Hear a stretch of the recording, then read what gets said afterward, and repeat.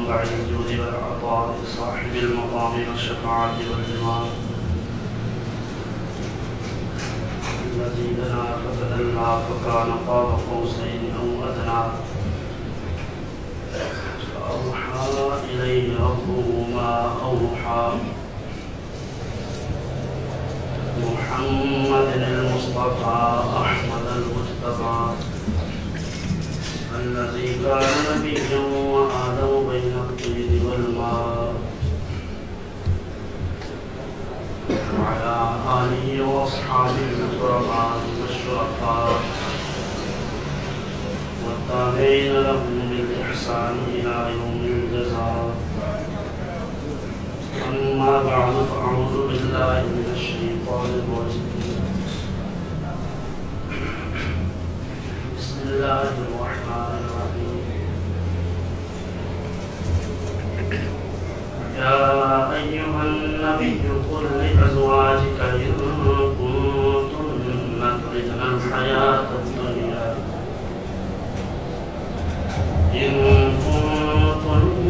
تردن الحياة الدنيا وزينتها فتعالين أمتعكن وأسرحكن سراحا جميلا.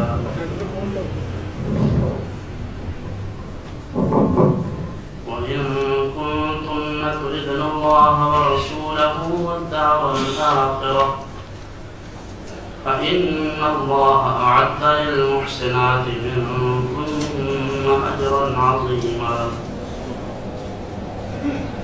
يا نساء النبي من يأت منكن بفاحشة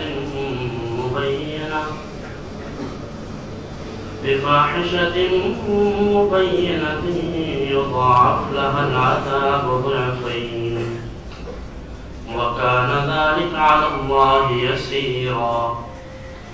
ومن يقنت منكن لله ورسوله وتعمل صالحا نؤتها أجرها مرتين وأعتدنا لها رزقا كريما.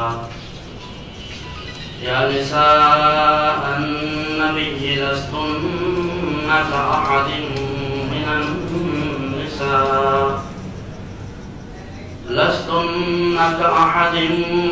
النساء إن اتقيتن فلا تخضعن بالقول فيطمع الذي في قلبه مرض وقلن قولا معروفا وقرن في بيوتكن ولا تبرجن تبرج الجاهلية الأولى وأقمنا الصلاة وآتينا الزكاة وأطعنا الله ورسوله إنما يريد الله ليذهب عنكم الرجس أهل البيت ويطهركم تطهيرا. واذكرن ما يتلى في بيوتكن من آيات الله والحكمة إن الله كان لطيفا خبيرا. صدق الله العظيم. إن الله وملائكته يصلون على النبي يا أيها الذين آمنوا صلوا عليه وسلموا تسليما. اللهم صل على سيدنا ومولانا محمد وعلى آل سيدنا ومولانا محمد وأصحاب سيدنا ومولانا محمد وبارك وسلم. والصلاة والسلام عليك سيدي يا رسول الله وعلى آلك وأصحابك سيدي يا حبيب الله.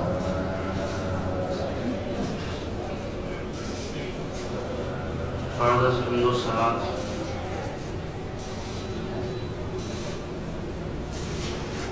سورة الأحزاب 7 آیات بینات آپ کے سامنے تلاوت کی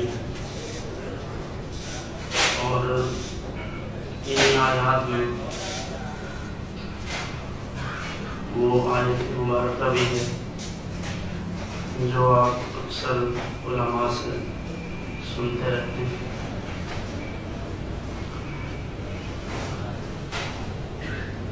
میں نے یہ جو تمام آیات تلاوت کی ہیں یہ اس لیے آپ کے سامنے تلاوت کی کہ ہمیں یہ پتہ چل جائے یہ جو آیت تطہیر ہے اس کا سیاق و سباق کیا ہے. اگر آپ غور فرمائیں تو ان آیات میں اللہ رب العزت نے رسول اللہ صلی اللہ علیہ وآلہ وسلم کی ازواج مطہرات سے خطاب فرمایا. اولاً تو رسول اللہ صلی اللہ علیہ وسلم سے خطاب فرمایا کہ آپ اپنی ازواج سے فرما دیں اور پھر ان ازواج سے خطاب اللہ رب العزت نے فرمایا. اور ان آیات میں یعنی جو مفہوم ہے ان کا جو خلاصہ ہے وہ میں عرض کیے دیتا ہوں کہ اللہ تعالیٰ نے ازواج مطہرات سے یہ فرمایا کہ آپ کی اہمیت آپ کی حیثیت اللہ کے نزدیک عام عورتوں کی طرح نہیں ہے. اسی وجہ سے اگر آپ سے کوئی گناہ سرزد ہو جائے تو پھر آپ کی سزا عام عورتوں کی طرح نہیں بلکہ دگنی سزا ہے. یہ مفروضے کے طور پر بات ہے. اور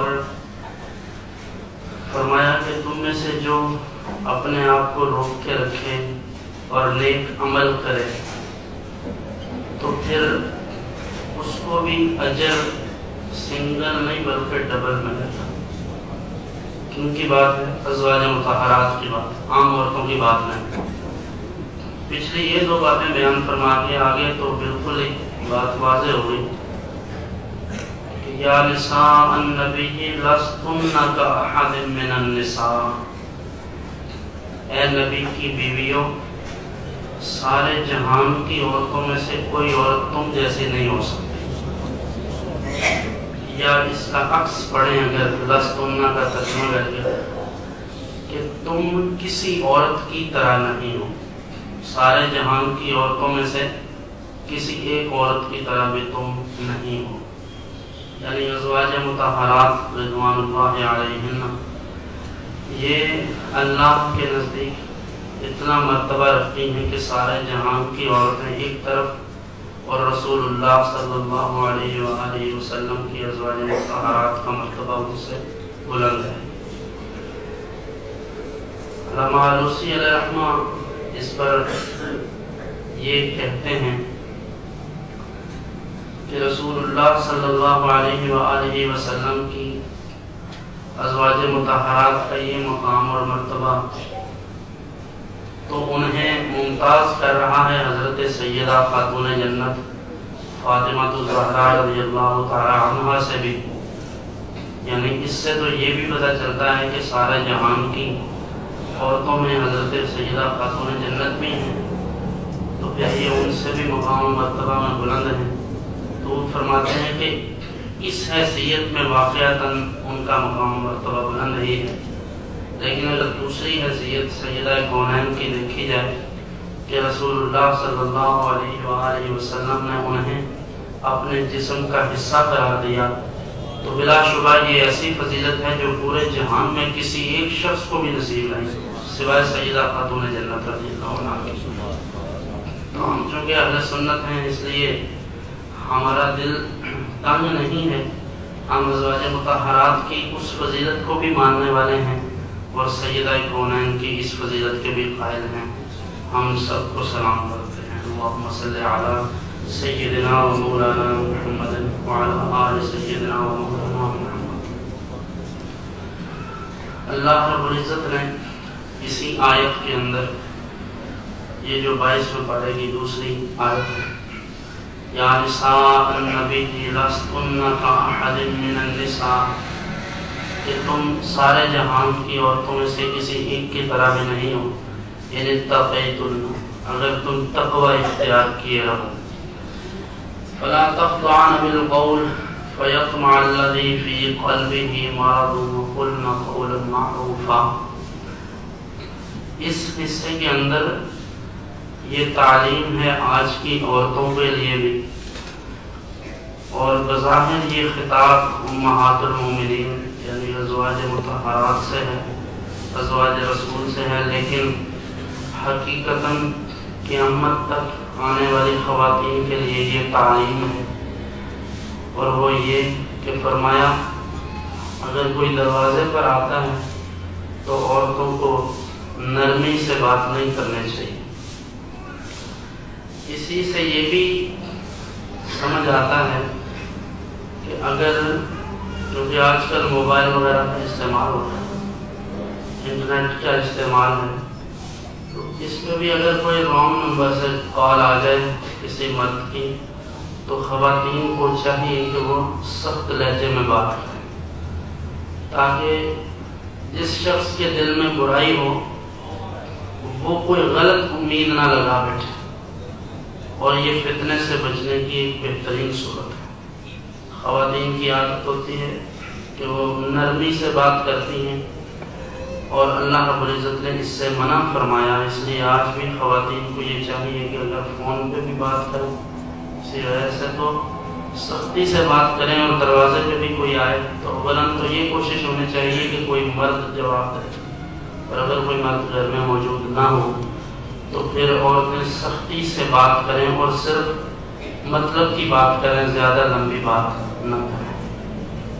اور پھر آگے فرمایا وَقُلْنَ قَوْلًا مَعْرُوفًا، اور دستور کے مطابق بات کرو، دستور سے ہٹ کے بات نہ کرو، فضول بات نہ کرو۔ میں نے پہلے بھی عرض کیا، یہ بظاہر ایسا معلوم ہوتا ہے کہ صرف ازواج مطہرات سے خطاب ہے، لیکن حقیقتاً یہ سارے جہان کی عورتوں سے خطاب ہے، انہیں یہ سمجھایا جا رہا ہے۔ فضیلت ازواج مطہرات کی ہے، لیکن نصیحت سب جہان کی عورتوں کو ہے۔ پھر آگے فرمایا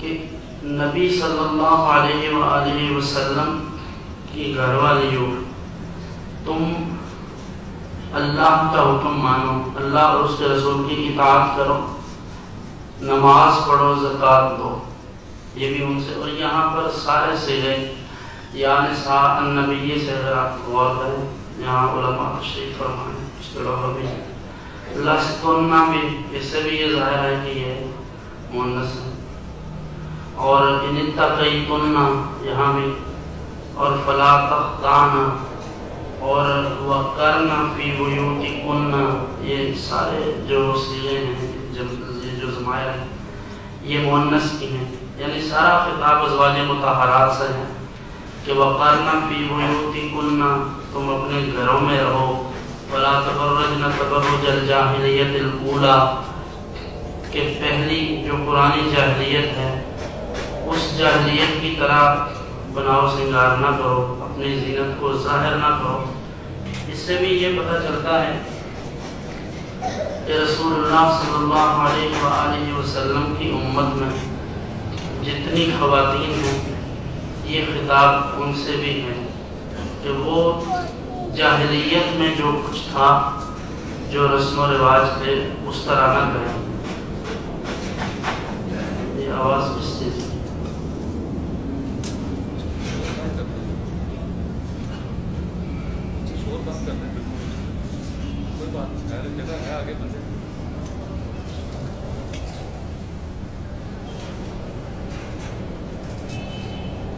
جاہلیت کی وہ بات کیا ہے کہ جناب آدم علیہ السلام اور جناب نوح علیہ السلام کے درمیان جو فاصلہ ہے وہ جو کہ ایک لمبا عرصہ ہے، اور ان لوگوں کے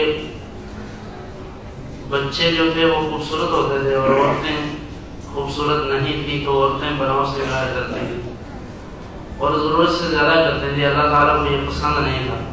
تو اس لیے اللہ نے فرمایا کہ اس طرح سے بناؤ سنگار نہ کریں عورتیں. اور پھر یہ کہ اپنی زینت کو ظاہر کرنا غیر مردوں کے لیے. عورتیں گھر میں تو گندے کپڑے پہن کے رکھتی ہیں، یعنی اپنے گھر والوں کے سامنے، خاوند کے سامنے تو گندے کپڑے پہنیں گی، اور گندے بھی کیا بدبودار پہنیں گی، اور جب باہر نکلیں گی تو بن سنور کر نکلیں گی. یعنی گھر میں اچھے انداز سے رہنا چاہیے، تو وہ گھر میں اس طرح نہیں کرتی.